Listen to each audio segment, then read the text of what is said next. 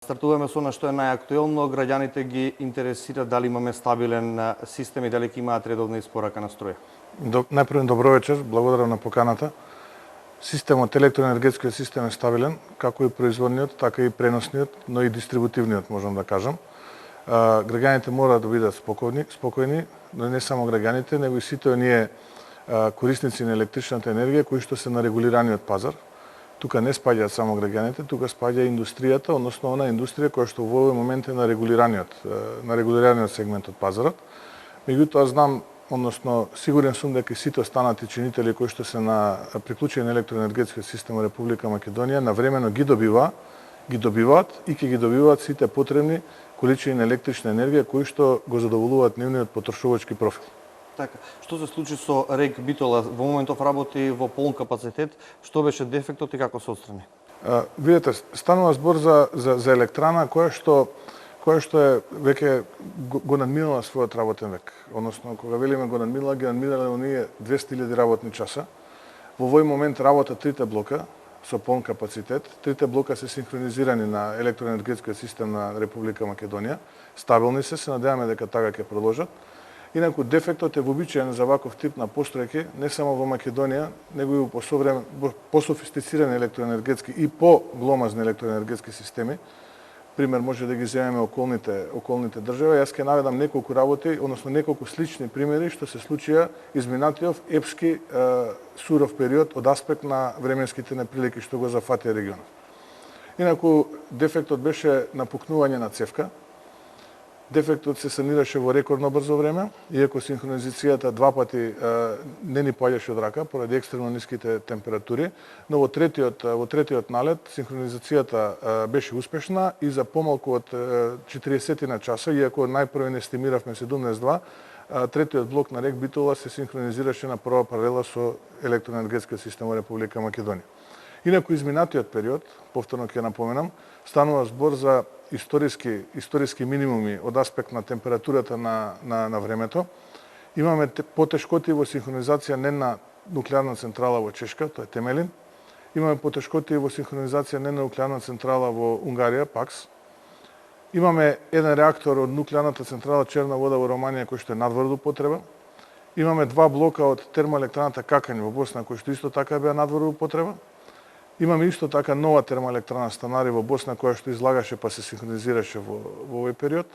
Имаме неколку термоелектрани во Унгарија кои што исто така беа надвор од употреба, како што се Матра и Дунаменти. Бобов дол во Бугарија не беше синхронизиран. Има уште многу примери кои што можам сега да ги редам. Или во тотал преку 5000 мегавати недостасува инсталирана моќност во Централна и Источна Европа. Ние, благодарение на надчовечките напори на вработените во РЕК Битола, успеавме овој блок да го ставиме во употреба, односно да ја санираме таа цевка и еве во овој момент можам гордо да кажам и да се заблагодарам истовремено на тие луѓе таму доле што во изморено тешки услови го надминаа се тоа и да кажам дека овој блок заедно со другите два блока е синхронизиран и работи во полн капацитет. Што е со увозот на струја? Дали е тоа резултат на зголемената потрошувачка страна на граѓаните или дополнителна помош на домашните капацитети? Па ја ќе се обидам накратко вака аналитички да пристапам на вашето прашање. Изминативе 10-11 дена поголемиот дел од потрошувачкото портфолио на регулираниот сегмент од пазарот за електрична енергија, односно на оние кои што ја трошат електричната енергија, граѓаните и ситната индустрија, во најголем дел, тоа е некаде околу 85-6% од домашно производство, но останатите нешто помалку од 15% успеавме да ги обезбедиме од увоз. Тоа се должи најмногу поради зголемената потреба од електрична енергија во овој период, а поради екстремно ниските температури, кои што во просек се движеа помеѓу 10 и 12 степен под нулата, а 5 годишниот просек е до 2 степен на нулата, што значи дека ние имавме од 12 до 14 степени пониски температури неголи вообичаените просечни во изминатите 5 години за овој период на годината. Тоа рефлектираше со зголемување на конзумот визави потребите на граѓаните и индустријата на регулираниот сегмент од пазарот, односно конзумот во просек беше зголемен за повеќе од 33%. колку беше тешка нашата задача, можам да кажам дека сето тоа резултираше со надфрлување на билансот кој што на почетокот на календарската година ЕЛЕМ го декларира за близу 10% во првите 10 дена од 11, да бидам попрецизен, од оваа година. Иако морам да кажам дека снабдувачот на тарифните потрошувачи на почетокот од годината за јануари декларираше одредени количини на електрична енергија кои што се неопходни за задоволување на потребите на тарифните потрошувачи и тие се, морам да кажам, за 25% помали од оние кои реално физички беа потрошени. Исто така на почетокот на годината, некаде околу 13 октомври, излегоа реномирани светски институции за прогнозите на каква зима ќе биде и според сите тие реномирани светски институции, интернет портали, можеше да се заклучи дека регионот го очекува сува и топла зима, надпросечно сува и топла зима. Но, како што можете да видите и сведоци сме дека изминатиот период беше исклучително тежок. Можам да кажам дека можеби најтешкото е позади нас, но и периодот кој што следи, односно следната недела, исто така очекуваме силни циклонски активности, студена и влажна воздушна маса да се приближи кон овој дел од Балканот, па да ја зафати нашата држава, но секако не очекуваме толку драматично ниски надворешни температури, можеби тие би се движеле од -4 до +4 степени, што нас вака ни дава еден вид олеснување од аспект на зголемената потрошувачка на електрична енергија. Очекуваме дека таа постепено ќе се враќа кон нормалата, но ние сме тука, будно ја следиме, нели? Нормално имаме предвидени неколку сценарија, што и како ќе се случува, така да почекаме да видиме што ќе се случува во периодот што следи. Така, опозицијата обвинуваше дека за последниот интервентен увоз се потрошени неколку милиони евра и на крајот крајната цена ќе ја платат граѓаните. Дали ќе биде тоа така? Не би сакал премногу да ги коментирам овие тврдења од страна на опозицијата, бидејќи јас често пати знам да кажам дека ние дефинитивно зборуваме на различен јазик. Знаете, нема никаква техничка, технолошка, а ниту економска логика во нивните тврдења. Во нивните паушални памфлети политички вие ќе сретнете многу честици ке во едно време и никаков предлог. Ние јавно ги повикавме да дојдат и доколку се конструктивни и навистина се грижат за стабилноста на електроенергетскиот систем, да поразговараме и доколку дадат некој мудар и применлив предлог, да истиот го примениме уште истиот момент. Меѓутоа, за жал, до овој момент, сем гола политика, ситни маневри политички, ние не можеме да сретнеме ниту еден разумен техничко-технолошки предлог. Јас можам да кажам дека оптимирањето на портфолиото на АД Електрани на Македонија мора да се гледа во целата регулирана година. Не може да се гледа само сега. Да, ние можеби во овој сегмент ќе увеземе енергија, меѓутоа затоа извезовме во ноември и декември. Можеби на пролет, ако цената нас не одговара, ние ќе правиме ремонти на нашите капацитети термо, па ќе увеземе ефтина енергија.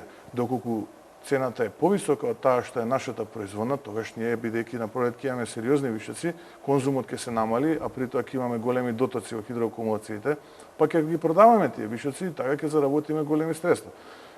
Со други зборови, цената на електрична енергија која што ќе ја прикаже АД Електрани на Македонија како производител и како компанија која што е задолжена од страна на регулаторната комисија да ги обезбеди неопходните количини на електрична енергија на регулираниот пазар, нема да претрпи промени за овој регулиран период. Така, хидроелектраните Шпилје и Глобучица во текот на ланската година произвеле повеќе од планираното. Какво е состојбата за годинава?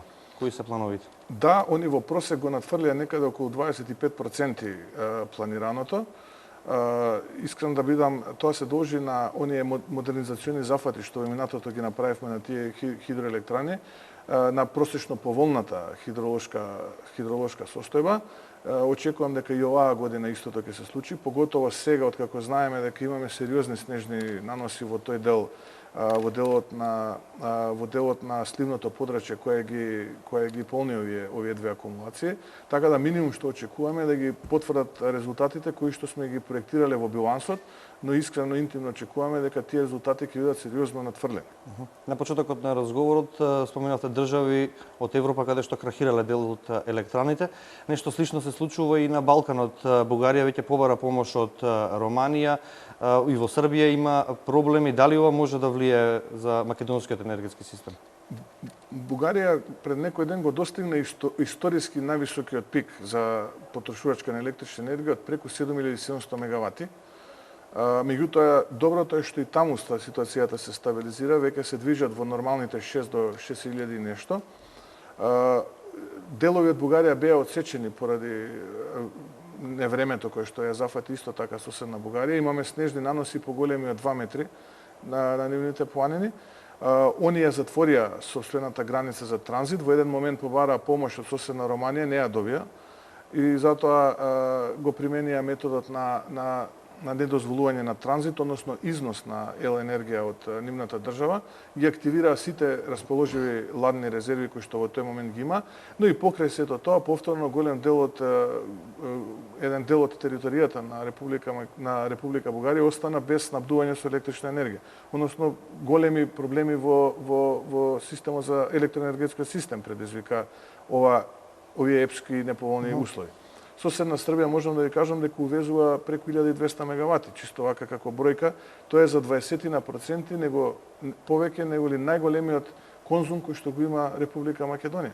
Поради замрзнатите јаглени во Тент, рударско-енергетскиот комбинат и така натаму. Сега да не должиме, исто така се соочуваше со сериозни предизвици да се справи со овие неповолни временски услови. Истото се случуваше и во Хрватска изминативе денови, каде што 50.000 потрошувачи останаа без електроенергетско напојување. Видете, генерално ситуацијата беше прилично драматична. Грција исто така ја затвори својата граница и не дозволуваше транзит, но пред 2 дена ја отвори. На истиот чекор се одлучи и соседна Романија се одлучи и Романија пред известно време, пред некој ден, тоест. Така да ние во моментот имаме два сериозни играчи на пазарот на електроенергетиката во Балканот, нето извозници, Романија и Бугарија, кои што не дозволуваат износ на енергија од нивните држави. Тоа влијае на цената на електричната енергија на берзите, меѓутоа се надевам како ќе се стабилизираат временските прилики, така и овие непопуларни мерки ќе бидат укинати и ќе имаме нормално транзитирање на електричната енергија.